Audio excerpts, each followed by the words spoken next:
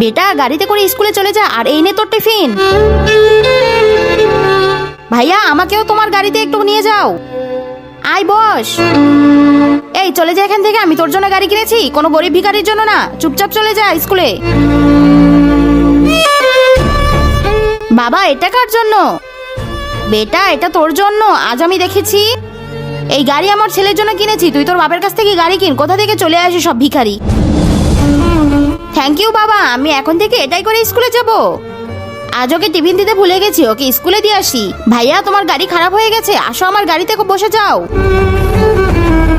বেটা তোর টিফিন দিতে ভুলে গেছি।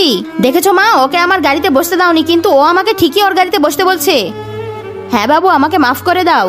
তার আগে তুমিও যদি চাও তোমার মা 100 বছর বেঁচে থাকুক, তাহলে ভিডিওটিতে একটি লাইক এবং চ্যানেলটি সাবস্ক্রাইব করে দাও। আর হ্যাঁ, লাইক সাবস্ক্রাইব তারাই করবে যারা মাকে মন থেকে ভালোবাসে। আমি দেখেছি তুই ওকে তোর গাড়িতে বসতে দিয়েছিস, ওরা তো তোকে বসতে দেয়নি, তুই কেন বসতে দিলি? ওরা খারাপ হলে আমিও কি খারাপ হবো বাবা? বন্ধুরা তোমরা কে কোন ক্লাসে পড়ো? চ্যানেলটি সাবস্ক্রাইব করে কমেন্টে লিখে জানাও।